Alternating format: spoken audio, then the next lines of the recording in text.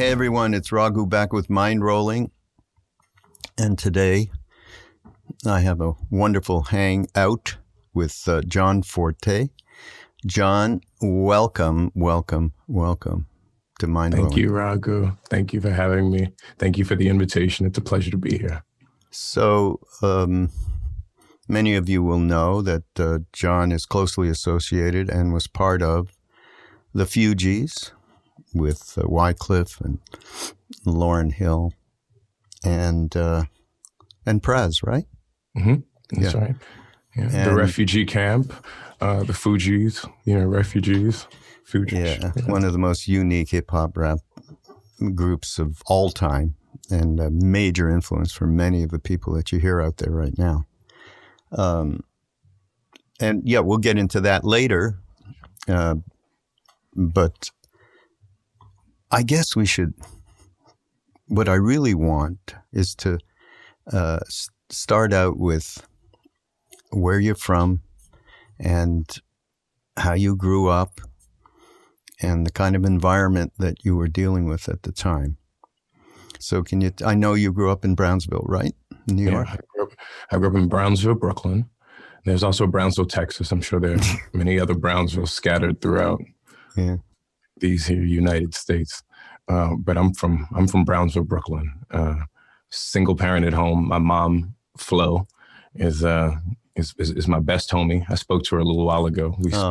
We speak regularly. Is she still in New York? She's in New Jersey. She's been in New Jersey for 20 years now.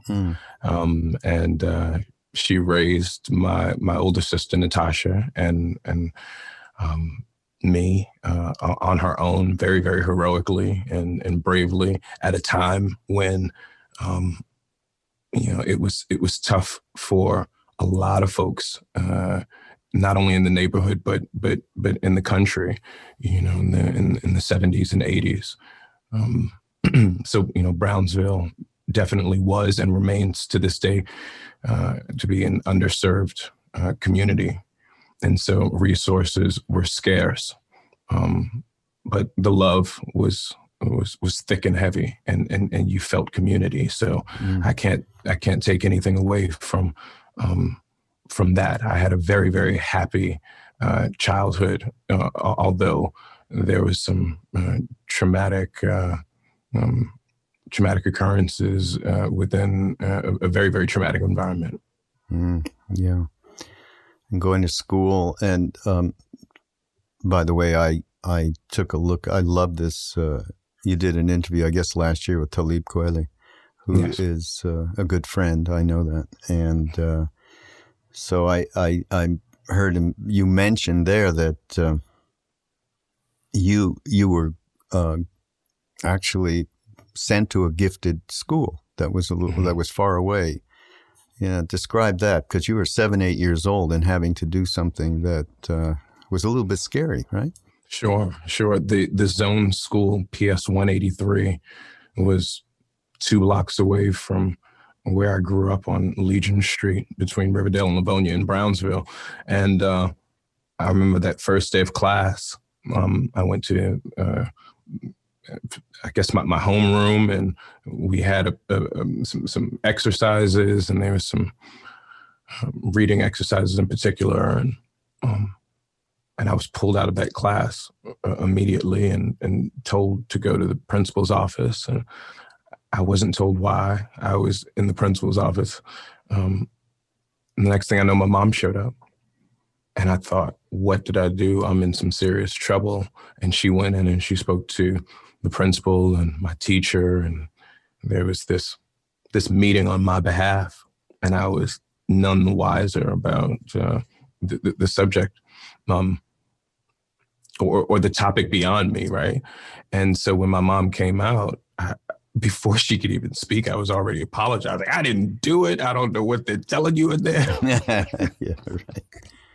And my mom came out, and she had a stoic expression. It was neither happy nor upset. You could tell she was processing, and even then, as a kid, I could tell she was mulling whatever this conversation was over in her head before she spoke to me about it. And when she finally did summarize it for me, she said this school said that they don't have anything to offer you, that you've aced their tests, and they'd like to offer, or they'd like to suggest another school that could serve you and serve us better. And I was like, okay, that's cool. Where is it? And she said, yeah, that's the issue. It's a little farther away. And so it wasn't planes, trains, and automobiles to get to, but it was taking a New York City bus at the age of 8 with an older friend of mine from the neighborhood that we found out was also, at the same school. I think she was 10, April. That's her name, April. I remember April. What's up, April? And April was my buddy, and so we would take the bus from one side of town to the other in order to get to this school that had a gifted and talented program. And that's when I picked up, so many other things. The violin was really. Yeah, that's amazing. Mm-hmm. That I didn't know. Are you still playing, by the way? Am I still playing? I'm not still playing the violin in the traditional sense, but I'm doing a lot of scoring work with strings. And so that scoring work and that production work is, a clear and direct result of that tutelage. Yeah. And, okay, so the next thing that happens is you went off to Phillips Exeter, right? Boarding school. And then, so again, I was just listening. Talib said, yeah, you went to the high-end boarding school. I went to a low-end school called Cheshire Academy. I just about dropped off my chair. I went to Cheshire That's Academy. your alma mater. And he said, yes, it's a low end on the food chain of private schools. I only went there because I was such a screwed up delinquent. Oh, we're so connected. I love it. I couldn't believe it. God. You and Talib were sitting at the same desk somewhere and walking the same well, hall. I'm a little older than he is. So but again, the same desk. Yeah, right. Yes, that energy. Yeah, right. Exactly. Right. Yeah. Oh my. So, I mean. So yeah, I went to boarding school. It was from Brownsville, Brooklyn, and next thing you know, I'm walking paths with manicured lawns and saying hi to strangers. Yeah, which is something that we didn't do in my hometown. You didn't speak to people you didn't know. Yeah, right. Not to mention, okay, I don't remember people of color at Cheshire. I don't know about Phillips Exeter. Maybe by the time you went, which is much later, there were people of color, but was there? Not many. Not many. A small percent. I mean, a very, very small percent. And, you had societies, you had clubs that allowed for those kids who were different to celebrate their differences together. And those clubs were vital and critical, in my opinion, of that experience. Were it not for those clubs that allowed you to have the safest spaces on those campuses, and would then encourage you, to coexist, and would give you the tools to do it in a fashion that would allow for you to thrive. It was a deep education on a number of levels. And for the most part, you felt that there was enough of an openness to be yourself there? Or is that a reach? No, it's not a reach at all. I started growing my hair sophomore year, and I didn't cut it until 37 years later. But it was growing that hair that was my connection to an ancestral identity and a spiritual depth. But I think about, in doing that gesture, which felt very, very necessary for me at the time in that environment, was that met with much resistance? This is getting to your question. No, it wasn't. And it may seem like a small gesture, but it clearly meant enough for me to stick with it for 37 years. But what, it was the seed that was planted there. And the seed can only grow if it's got the right conditions in order to do so. So I think that the Academy, because I can only speak about my experience at that Academy, I can't speak about the experience of Black folk en masse in these institutions. But, in my experience, the Academy did real work in order to celebrate that individualism as we came together collectively to learn and to grow. Our motto was non sibi, which is Latin for not for self. And so there was a real emphasis at Phillips Exeter to participate in the community, to show up for community, to be in it for more than just for yourself. Okay, that's tremendous to hear this, especially when I remember, okay, here's what I ended up doing.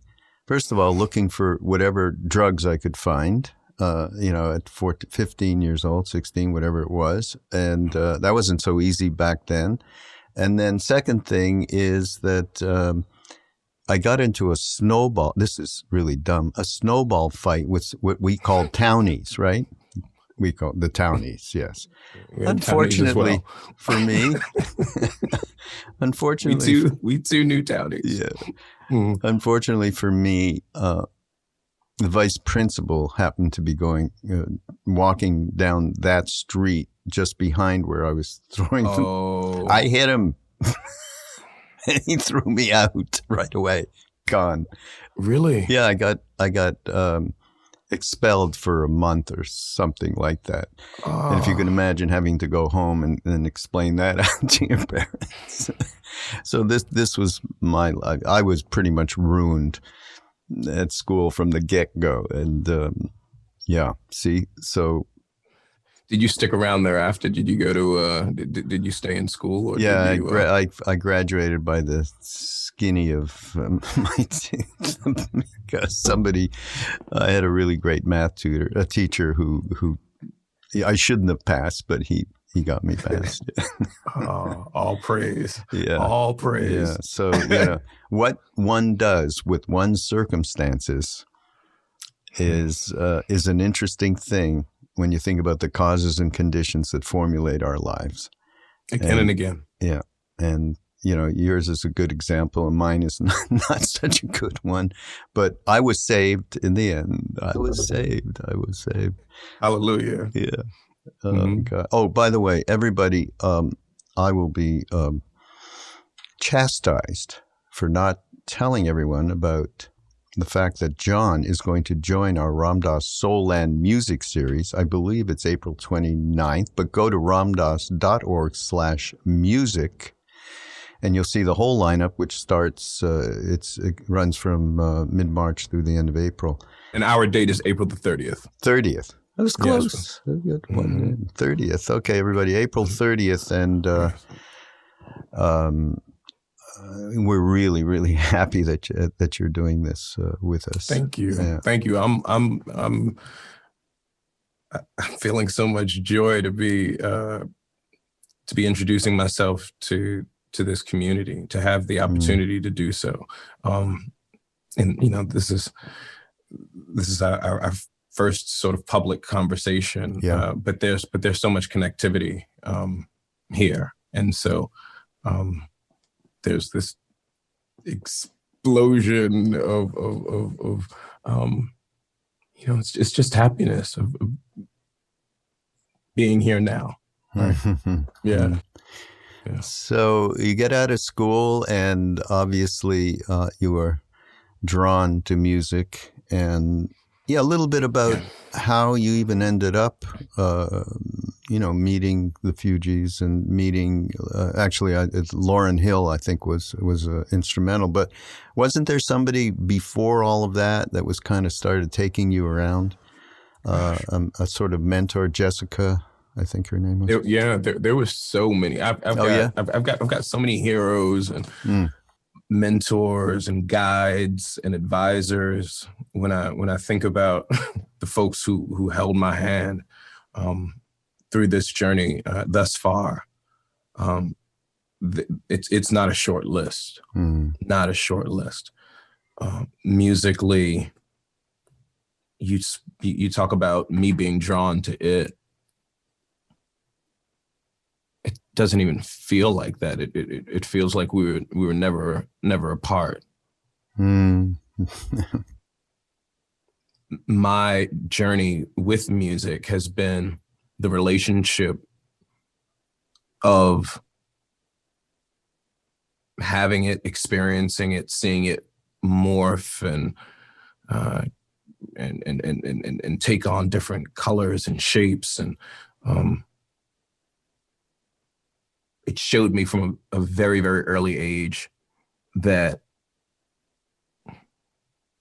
collaboration was going to be the key for the source of my continued inspiration. Working with others, finding that harmony. And so I've been collaborating long before folks knew that they were that I was in the band. I was playing along miles and miles and miles away. But that's the spirit of it. The spirit of music is community. It's community and communication. It's air itself. But who were a couple of the people that brought you into that particular scene? Yes. So while I was away at boarding school, I was coming home on certain vacations, but particularly during the summertime. So being at a boarding school in New England still gave me access to New York City. So I was growing up in New England during the school year, but growing up in New York City during the summer times, which was everything, which was the amalgamation of all beautiful worlds for me. So when I came home predominantly during those summer vacations, because they were the longest, I was out and about. I was soaking up the city. I was with my backpack in Washington Square Park with the likes of Talib Kweli on one side and Mos Def, who's now Yassine Bey, on the other. And we were kids learning how to play with language and rhythm. And we were also kids who weren't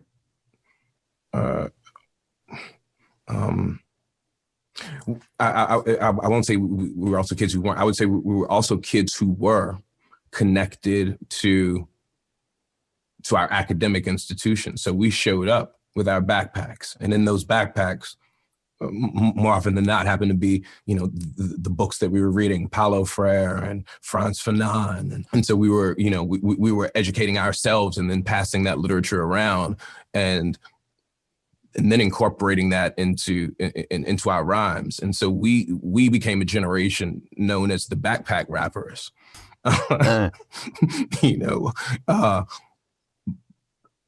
Where you speak about the individualism or one's individuality being celebrated. That's precisely what that was all about. We showed up in that park. We were superheroes. We could be anything we wanted to be, and that's what that energy felt like. And that's what happened during the daytime, and during the nighttime, we ran into the clubs. And this was at a time in the late 80s, early 90s in New York City, when large amounts of folks came together. You're talking about 5,000 people in the Palladium, 2,500 people in the tunnel. The Sound Factory Bar, Mars, which was an entire building on the west side and had 4 floors. Every floor was its own different music. And so we were kids hopping around in that nightlife, too young to get in, but figuring out how to get in nonetheless. And it was in that experience that, yes, you speak about one of my mentors, guides, a woman who became my manager. Her name's Jessica Rosenblum. And back in the days, Jessica, she was responsible for throwing the best. And I don't like to speak hyperbolic in a hyperbolic fashion normally, but she threw the best downtown hip hop parties. And I have to specify downtown because that's what it was all about. It was about bringing hip hop to downtown at the time, which it wasn't downtown Manhattan, which it was pretty alienated until, pioneers like Jessica figured out how to work with those club owners. And so, she was a club promoter turned a manager of a DJ, and she also managed me. And it was, through her guidance and, that I was able to record my first record when I was 15. Oh. It was with another person that she represented at the time, then a then unknown DJ named Funkmaster Flex, who was just getting this started, a few clubs, and Jessica said, "All right, we'll figure this out," and they cracked the code. They really unlocked it. And I was part of that scene. Mm. And then another very important person, surely, is Lauryn Hill for you. Mm-hmm. Mm-hmm. Sure. It was actually in hanging out in Jessica's office one day that our friend Jeff Burrows, he came in. He was a product manager at Sony, and he came in. He had a video cassette, a VHS. And he said, "This is the future of music right here." He was waving it. What are you talking about? And he popped it in, and it was black and white video of 2 guys and 1 girl. And they were singing a song called Booth Bath. And it was very, very high energy. And I remember thinking, there's a lot going on here. You could just feel it, right? The energy was palpable. Mm-hmm. But he said, if you like what you just saw, they're playing tonight at the Supper Club in Midtown, 47th Street, I think. And I went up to see their show, and that was the first night that I met Lauryn. After waiting on their meet and greet line and just introducing myself and speaking to her for a few minutes, we realized then and there that we had a lot in common, and we became fast friends. Wow. Yeah. Amazing artist. And that she is. I know this was brought up, but what happened? I mean, this is aside from everything else, but what happened with Lauryn in terms of just leaving it? I mean, at one point she just left it. I think she came back. I don't know if she ever left music. She left the industry. And, but Lauryn's a creator. Without knowing what she's created over the time, I know in my heart of hearts that she's never stopped communicating through that language of music, which is fundamental to our existence. So then next thing, and this is where I'm first aware of you in any way, which was, that amazing record, the score that the Fugees did. Score. Yeah. Mm-hmm.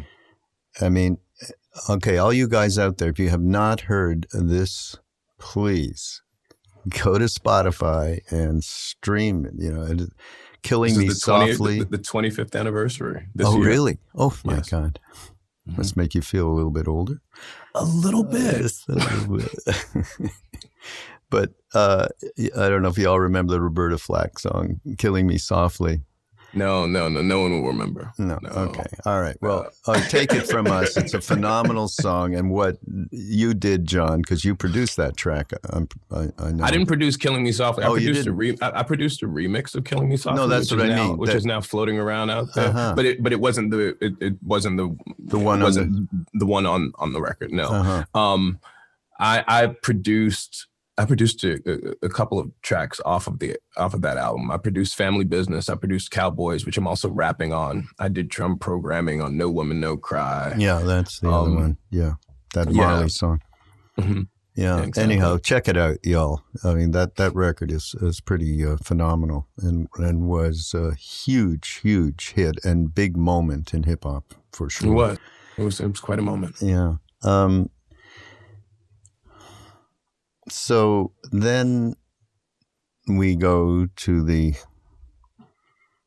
before we started, I said to John, I know I'm going to have to ask you about the incarceration deal, and you've told it a billion times. And he said, dun, dun, dun, dun. Yeah. Okay, what happened? You were doing really well, right? Yeah. And tell us from there. I was doing great. I was on top of the world. The Fugees, aligning with them, having that opportunity to see places I had never dreamed, to be nominated for the Grammy for producing on that album. It was a moment. I was 21 with my mom next to me at the Grammys. And then the year after that, Wyclef comes out with his solo album. Wyclef presents The Carnival, which is a huge success. And there's the second single off of that is a song called We're Trying to Stay Alive, which takes the old Staying Alive John Travolta, it's the Staying Alive Bee Gees track. Yeah. So we repurposed that, and so that was also a big moment for me, because it further highlighted me and a part of the community. And just there were collaborations that came and production opportunities, and all the while I'm being groomed for my solo album, which comes out in 1998. And it comes out to critical acclaim, but commercial disappointment. And to put that into mathematical, quantifiable terms, I sold about 100,000 copies, which I have to qualify by today's standards. Yeah. Hey, 100,000 copies, hey, that'd be pretty good. But in the 90s, after being down with the group that sold millions and millions and millions of physical albums, selling 100,000 copies was a big failure, and it was my first failure. And I didn't know how to handle it. I didn't know how to process it. I don't know if I did process it. What I did do was blame everyone around me for my failure. Everyone felt the ire of my wrath. But what I did not do was look in the mirror and ask myself what I could have done better, and what I was responsible for. I didn't take much responsibility for that. And that precipitated a series of events that led to my being dropped from the label and on my own. And I said, well, fine, that's all right. There are other folks out there who are finding their way independently. I'll find my way independently. And that was when I met an individual who gave me an opportunity to involve myself in his criminal enterprise. And it didn't just happen overnight. We become friends. We started hanging out, and he saw the opportunity, and then I saw the opportunity. And that's when I started taking risks that would lead to the cataclysmic fall of my house of cards. So you were arrested, you were sentenced, and talk about a world falling apart. I mean, I'm thinking about your mom, actually. God, that must have been, hard for you, going into that situation.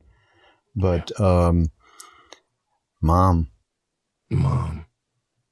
I think about mom every day, throughout the day. And it's moments like that I consider in that equation too. I know that it wasn't easy for her, to say the least. But she's a woman. She was a woman then, and remains a woman of unwavering faith. When I was arrested at Newark Airport for picking up two couriers who had what was then accounted to be $1.7 million worth of cocaine, 14 kilos.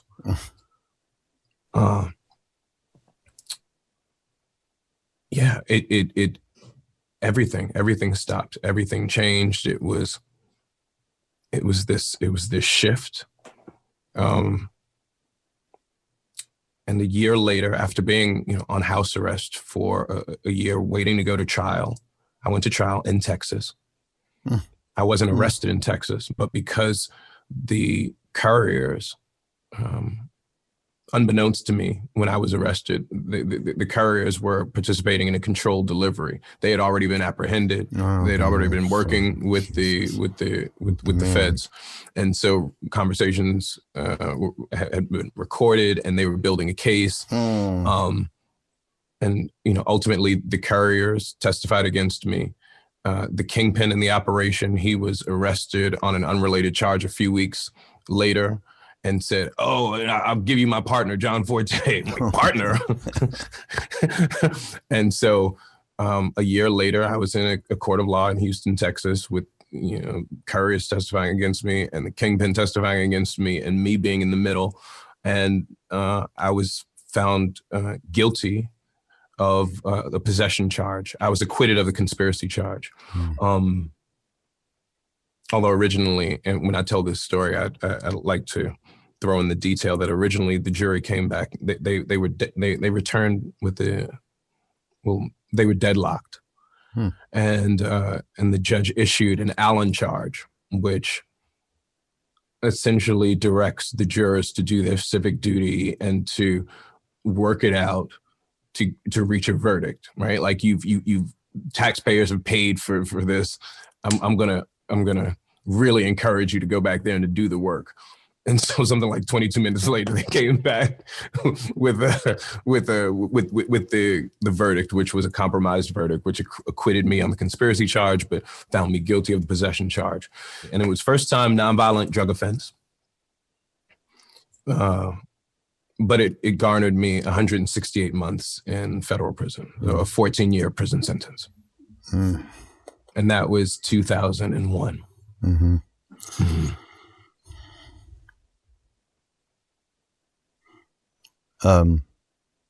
Since I come from the hippie era, I had many friends who had similar problems, so I'm quite aware.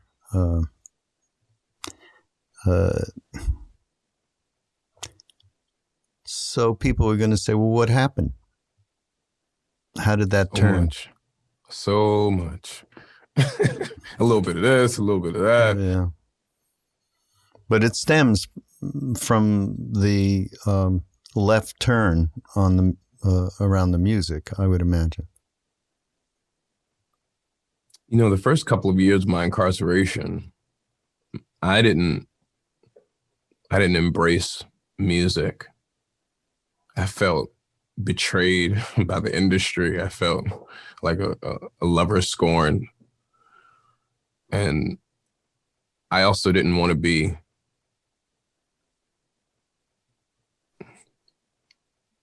perceived as trying to lean on celebrity in that environment. So I didn't want to be a hot shot talking about what it was like to go on tour, or what it was like to be in a party with this person, or if I knew this individual. I didn't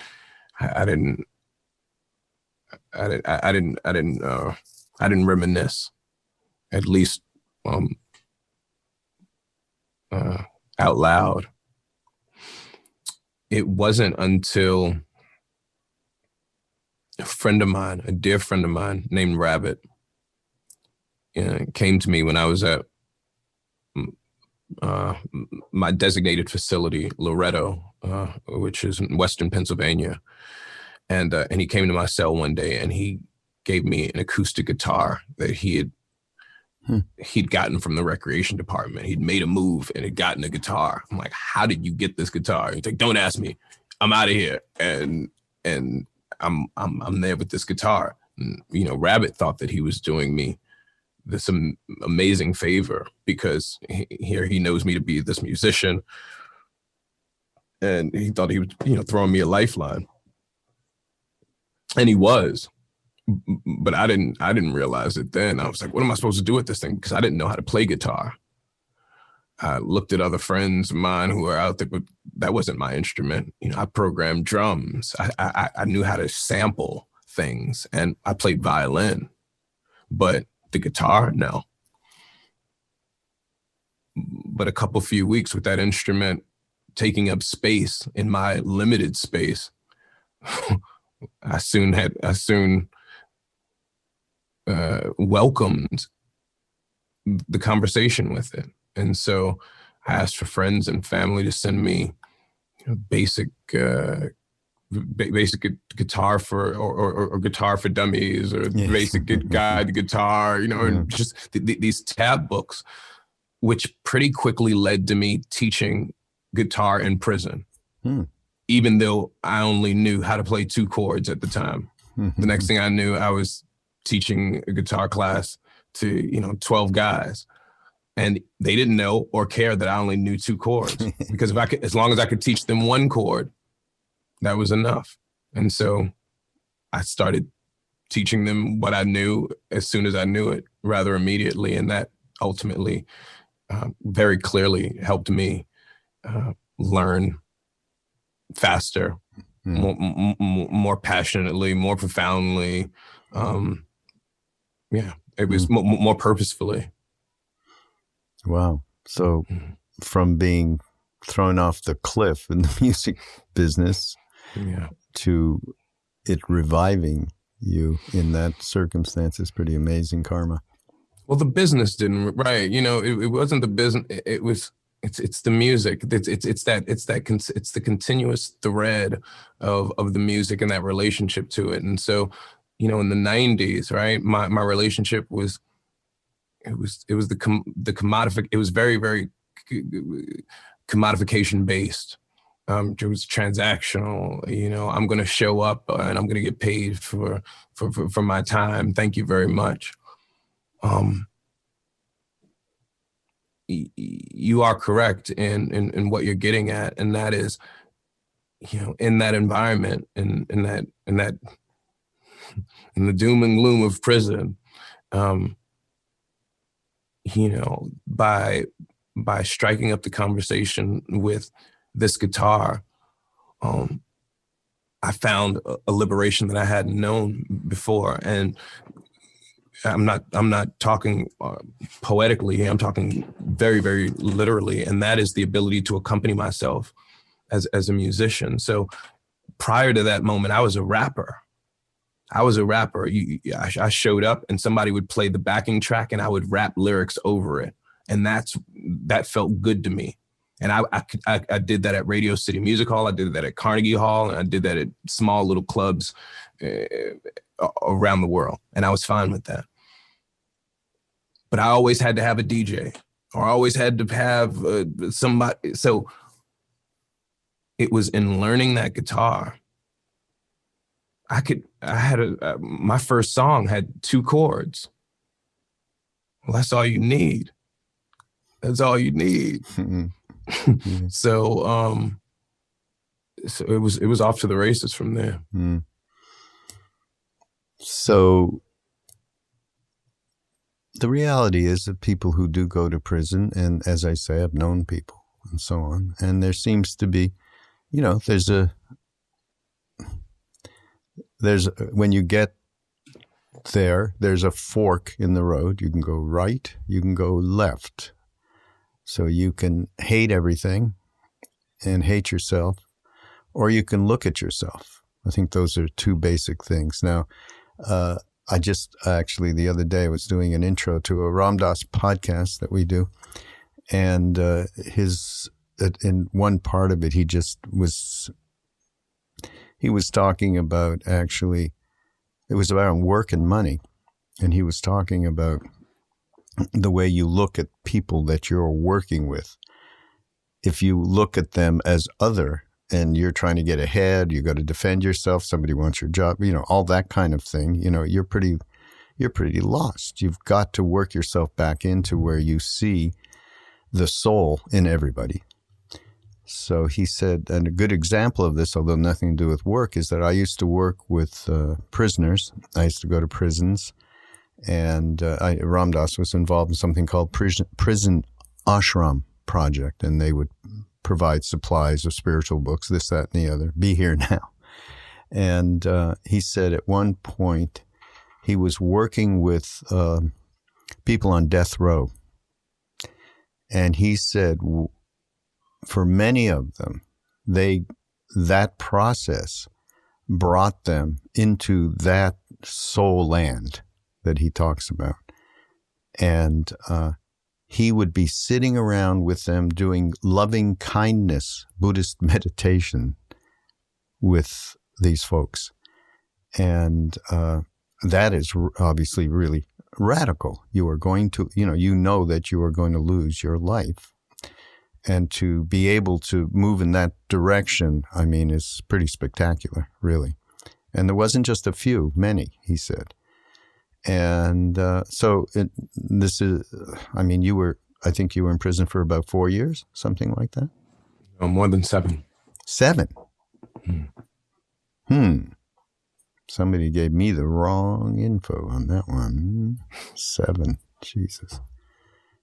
But you did what Ram Dass was talking about, which is moved into the internal part of yourself and related and worked with that rather. Am I suggesting stuff that wasn't real? I'm sure there was a process, but how did that work for you in terms of that length of time and pernicious atmosphere? My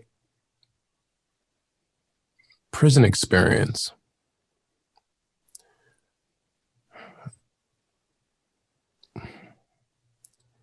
it was a very, very clear lived exercise in relativity.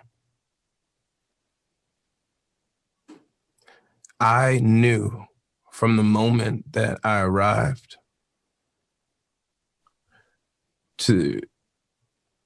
through and up to the morning I left, that my experience was largely my experience and was not going to be the general experience for others. And let me illustrate what I mean. Mail. I received mail in some shape, form, or fashion, a newspaper, periodical, letter, every day, with the exception of maybe 5 over the course of the 7+ years that I was away, there were guys who would come to mail call, sit on my left, sit on my right, day in and day out, and they wouldn't get one piece of mail. What's a piece of mail? It's a connection to the outside. It has your name on it. There's an expectation that you will receive it. It tethers you to that humanity that you're dreaming of returning to, that you're missing, that you're longing. So I also received lots of personal mail from friends as well as strangers. People telling me how much my music had impacted them, to hold on, to keep my head up, to don't lose faith. So I had so much hope.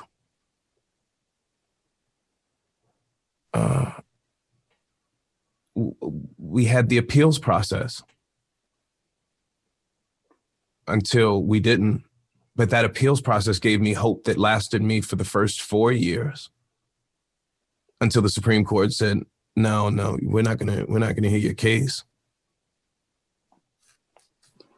And then, out of the corners of the universe, we heard whispers of there being one last sliver of hope.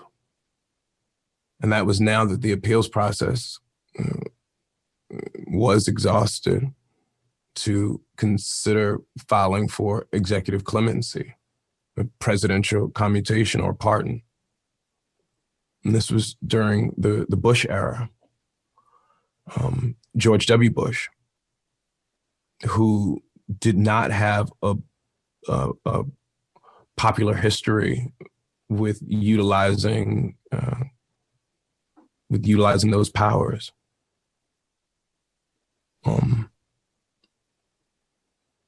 And like I said, that was 4 years into my incarceration. So at the end of 2005. And in very, very large part due to the continued advocacy of a woman that I refer to as my spiritual godmother, Carly Simon. It was through her very, very public efforts that she was able to assemble a political coalition of folks who championed my early release.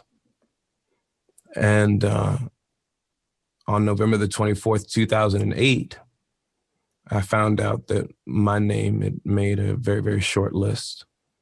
And I was the recipient of a presidential commutation. And I came home December the 22nd, 2008. And I've been home for more than 12 years now.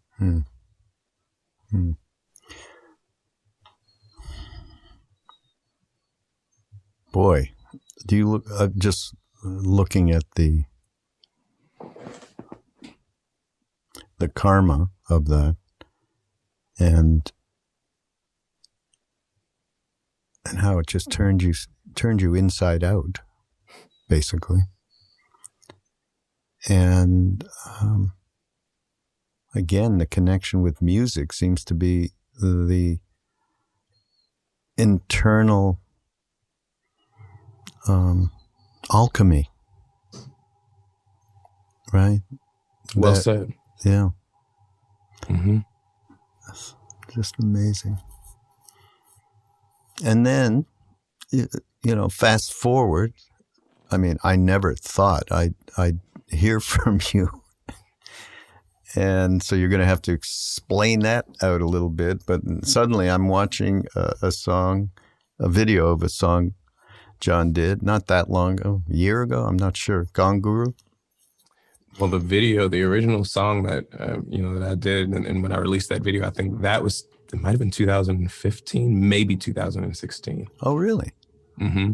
But I didn't release it until last year on my new album, Riddem Drive. Yes. Right. So suddenly I'm watching and listening, and there's this whole connectivity with Love, Serve, Remember and Ram Dass, and I'm going, what? Love, serve, remember, may you long last, and be here now, Baba Ram Dass. Yeah. So, and then I say, fly high, reach that disc, eyes open, go deep, be that fish. You're the fish down there. Yeah. Just going deep. Yeah.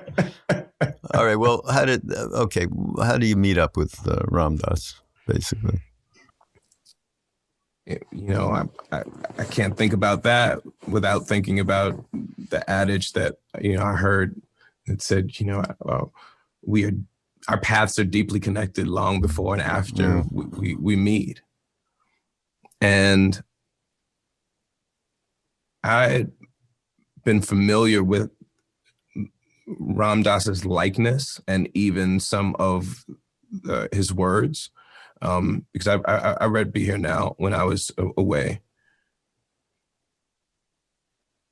But it's like they say, timing is everything. And so you could be proximate to the messages, you could be right next to the woman giving the speech.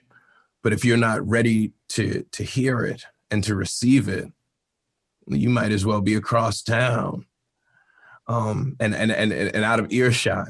And so while I was aware, while the wisdom was on my radar for a number of years, it wasn't until 2015 that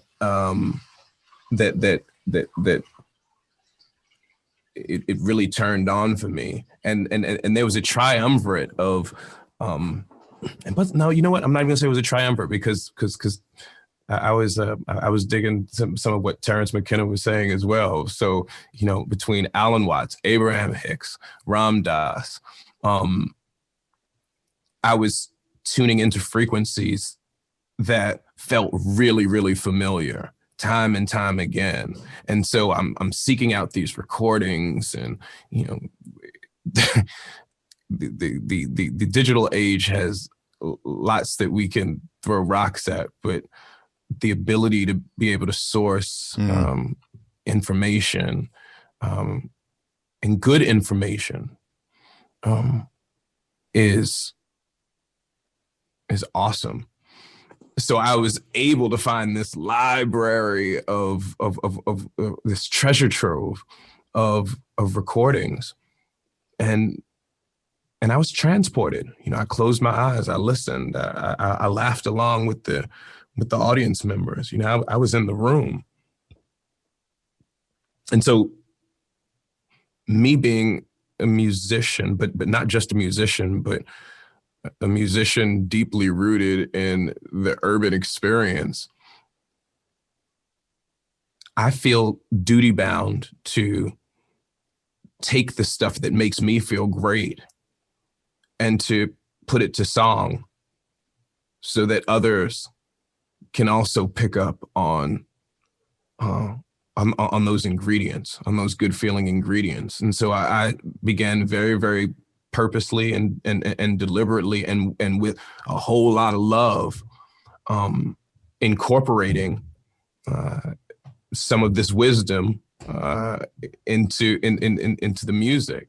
And I remember very, very early on, a friend of mine got wind of it, and she called me like the day after I released the Gong Guru video, and she said, "Oh, I'm sure I'm connected to somebody within the Ram Dass Foundation. I could do a little bit of work, and we could make the link." And I said, "Well, that sounds like so much." I said, if it's supposed to happen, it's going to happen. I said, this will find its way, and part of that grace is getting out of the way. Like once you create it, now you just gotta pivot and say thank you and let it go.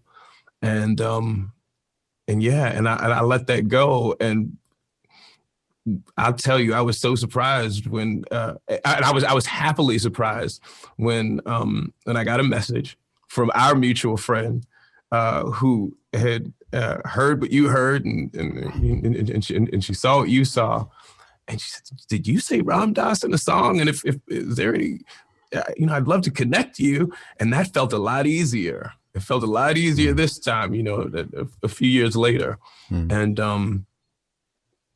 one thing led to the other, and now I'm added to the lineup, which feels amazing, and I'm psyched. I'm just psyched to be here. Well, let me just say something. I mean, before we got on live, I said to John, now I don't want to be a gushy little guy here around.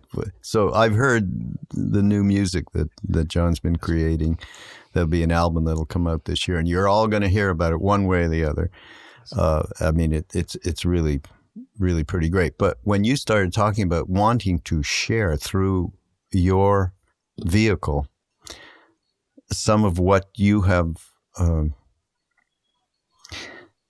just that's brought forth out of all of this experience, the experience incarceration, the experience of some of the things that you were just bound to find through grace.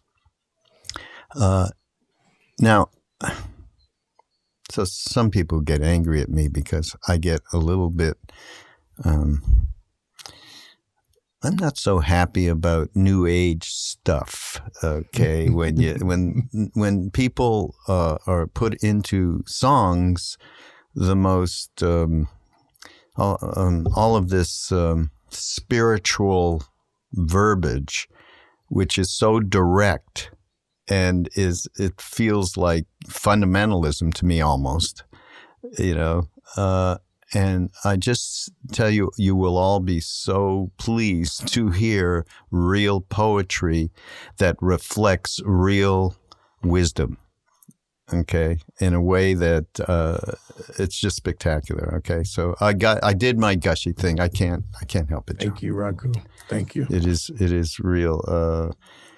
By the way, I mean, listening, so much a part, I'm sure you realize this, but so much a part of many of these new songs. I mean, it's terrible we're talking about music. I hate talking about music without playing something. Can we play at least the Gong Guru song? Are we allowed to do that? Yeah, for sure. Because you have control over it, right? I won't get hit by Warner Brothers or anything. No. Okay. Will you play it? Will you splice it into this conversation? Yeah, right here. Right now, here you go, just so you all know what we're talking about. Here's Gong Guru. Let's begin again. Gong again. Let's begin again. Gong again. Love, serve, remember, may you long last. And be here now, Baba Ram Dass. Reach that disc, eyes open, go deep. Be that fish, transform, don't sleep unless you need that dip.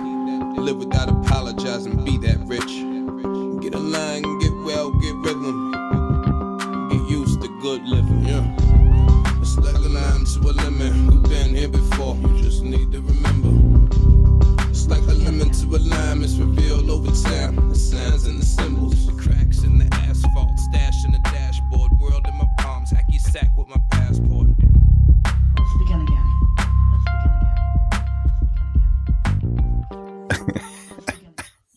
It's so good. I felt like we were in radio just then. That's amazing. Yeah, right. But breath is so much a part of this new record, right? Yes. I mean, Yes. It really is, and it is the thing. It's the meditation practice that I have been doing all these years since I was first in India, which is Vipassana, which is around just following your breath, the natural breath through the rising and falling of your abdomen, or in and out of feeling it in and out of the nostrils. And breath to me is the great equalizer in terms of bringing you back to the be here now moment, for sure. So you have it all over this album. Maybe the album, you need a poetic name, but Breathe, MF, come on. I'm going to take that into consideration because I don't have a name just yet. So there you go. Still, we're close.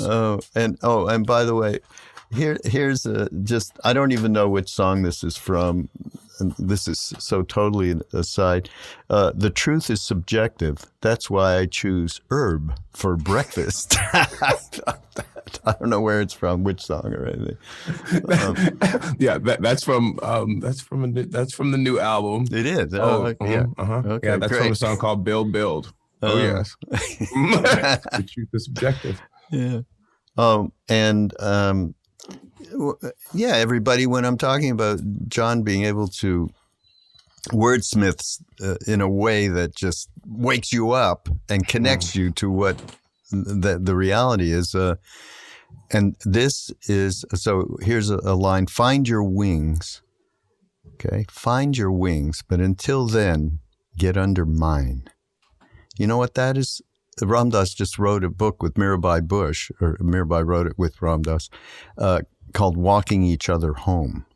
That is walking each other home, just with a different twist, right? That made me so happy because that's what it's all about. That's what it's all about for all of us. That's what happened to me when I met Ram Dass. The way that he shared with me space. When at the first second that I saw him, I was running a rock and roll station in Montreal, and I don't know if you've listened to podcasts, you might know the story, but otherwise it's just, can you announce he's on doing a talk at McGill University, the big school there? And I go, what? Who's Ram Dass? What? And they go, Tim Leary, Richard Alpert. Oh, God, I love them. He was eating acid at the time. And but you got to have a talk, send it over. And they sent over a talk, and that was, oh, God, yeah. Everything was like, oh, man, I had been waiting to hear. My first guru is John Coltrane, okay? Because I was lucky enough to get into I don't know how I did it at 15 years old or something, because it was booze, but somehow somebody got me in there, and I went out of my body at my favorite things. I don't know if you've ever saw John live when you were 15? Yeah. Wow.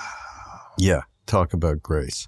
Wow. I mean, because I went out of my body in that moment when he played have you heard this? I'm sure you've heard this song. I mean, it's just... And well, I mean, I also I can't think about John without thinking about Alice, and then thinking about and what she's doing. Yeah, has done. Oh yeah. My gosh. Yeah. Yes. So cosmic. Yeah. So really, without that, I don't know where I would be. And then, of course, the trust I had with Ram Dass led me to India. And of course, Neem Karoli Baba, which that's a whole other conversation we'll have on another day, I'm sure. I look forward to it. Yeah, but there's so much more. It's just, I mean, I especially like how you, one thing you talked about with Talib that was around grace and dignity. Can you just talk about that I know we're kind of at the end of our session, but I just want to hear from you about how that rings for you. And I mean, because I think it's a major, major thing.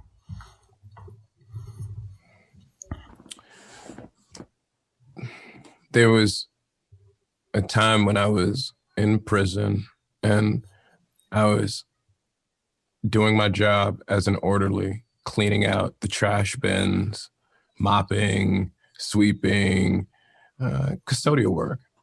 And I was down on my knees and I was cleaning out or replacing the trash can with a new bag, having just wrapped it up in this. Corrections officer, he was standing in a threshold and he said, "What's it like?" And I said, "What?" He says, "What's it like to be," no, he said, "What's it like to go from being on stage and being a hot shot to cleaning out my trash?" And I said in that moment, I said, well, I know this is temporary. And I said, right now, I'm going to do the best job that I have to do. But I knew that was temporary. And I didn't take umbrage with I just didn't feel that spiritual assault. If anything, I felt compassion for him because I knew that while it was temporary for me, that it would be less temporary for him.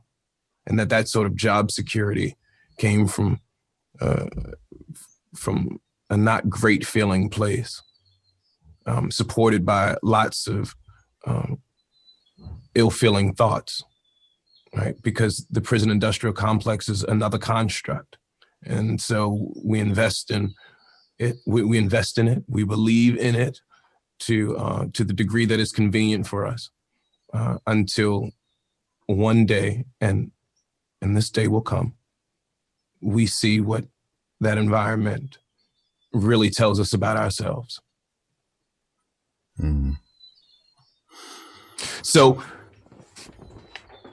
going through that taught me that no matter where I would be, that my dignity was my power. My dignity was my power. I wasn't going to be subjected to anyone's belief system. So on the one side, there's that, and that's what kept me upright. But grace is what keeps me in motion, because that's how I'm responding to what's beyond my control. And rather than being stressed out, rather than being angry, rather than being bitter, which again are all within my tool belt of tricks, I'm like, you know what? Not today. And that to me is that's grace. Mm. And yeah. Yeah. Ram Dass said the same thing when he got the stroke, by the way, after, years after, when he came to realize, well, Fierce Grace, that wonderful movie, was all about that. But for a long time, he thought, okay, the Fierce Grace was his guru gave him the stroke, and he went to India one day, and we have when Neem Karoli Baba Maharaj, he left, a woman saint who had been with him named Siddhima for forever. She became our Indian mother for all practical purposes, as well as being an exalted being. But Ram Dass went there just before he ended up in 2004. He went to India for the first time since, he had the stroke in 98, I think. And she knew that he had this whole thing, that he was given the stroke by Maharaji, so then he could become who he was supposed to become. She said, no one, he doesn't give strokes. Nature gave you the stroke. What the grace was, that you were able to see it and to transform it. And she didn't say it in those words because she was speaking in Hindi, but basically said the same thing. That nature, in other words, whatever his physical, Ram Dass wasn't taking care of himself actually in the years just before he got that stroke, in terms of overweight and kind of food he was eating and so on, and not taking blood pressure medicine, I think. And then, yes, he realized that he was given the grace of being able to see the truth about who he was at that moment, and being able to finally get to what he was pointing to all those years, which was love everyone, serve everyone, remember God. So same as what you just expressed. Absolutely the same. I thank you so much for being here. And thank you so much. I was looking forward to this conversation. I'm looking forward to more, but this was very, very special. Yeah. Thank you. Yeah. Thank you so much, everybody. Again, we'll be able to get with John on the 30th of April in our Ram Dass Soul Land series, available on all the platforms, social media, and ramdass.org. And I am sure way beyond that, because whatever he can handle of us bugging him to take part in this, that, and the other, we will be doing that. And Perfect. Okay, this is Mindrolling on Be Here Now Network. Go to BeHereNowNetwork.com and enjoy the plethora of amazing podcasts and teachers and thought leaders. And we're adding Alan Watts, John. How about that? Mind blown. It's right. Well, we have that great thing we did as an experiment, choosing themes and using some of Alan's work and Ram Dass back and forth. That's if you haven't checked that out, it's probably the one. I think there's a new one going up today, but yeah, Alan Watts and Ram Dass. So that's I most certainly will. That's how I'll set the scene and setting in the studio right now before I get into some music making. Yeah. All right, great. And we will see you all next week. Okay. Namaste. Boom, boom, boom. See you later.